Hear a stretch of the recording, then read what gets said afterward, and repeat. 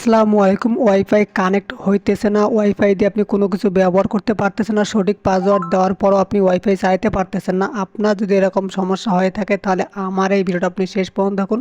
তাহলে কিন্তু খুব সহজে আপনি 1 থেকে 2 মিনিটের মধ্যে আপনি ওয়াইফাই সমস্যার সমাধান করতে পারবেন। এর জন্য অবশ্যই আপনাকে ভিডিওটি শেষ পর্যন্ত দেখতে হবে এবং 2 থেকে 3টা সেটিংস করতে হবে, তাহলে কিন্তু আপনার ওয়াইফাই কানেক্ট হয়ে যাবে।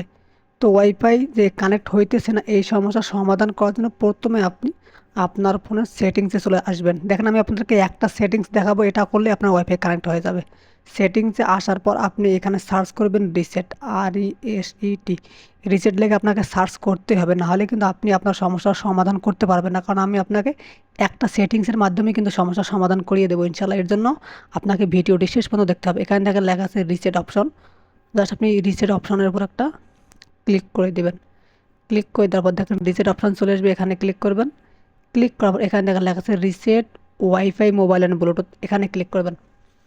ক্লিক করার পর এখানে আপনার রবি সিম এবং গ্রামীণ সিম আমার দেখাইতেছে, আপনার যে কোনো সিম দেখাইতে পারে, তো আপনি যে কোনো একটা সিম সিলেক্ট করে নেবেন। নেওয়ার পর রিসেট সেটিং এখানে ক্লিক করবেন। ক্লিক করার পর আপনার স্ক্রিন লকটি প্যাটার্ন অথবা আপনার ফিঙ্গারপ্রিন্ট এখানে দিবেন।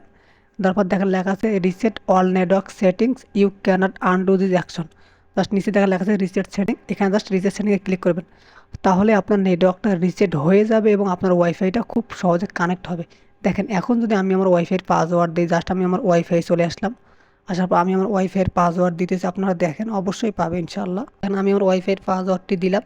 তারপর এবার আমি কানেক্ট করে নিতেছি, দেখি কানেক্ট হয় কি না। আশা করতেছি যে আমার ওয়াইফাইটি এখন কানেক্ট হয়ে যাবে। আপনি যদি আপনার সঠিক পাসওয়ার্ড দেন এবং নেটওয়ার্কটি রিসেট করেন তাহলে কানেক্ট হয়ে যাবে। দেখেন আমার ওয়াইফাই কিন্তু কানেক্ট হয়ে গেছে। এখন কিন্তু চাইলে আমি আমার ওয়াইফাই ব্যবহার করতে পারবো। উপরে দেখেন আমার ওয়াইফাই কানেক্ট হয়ে গেছে।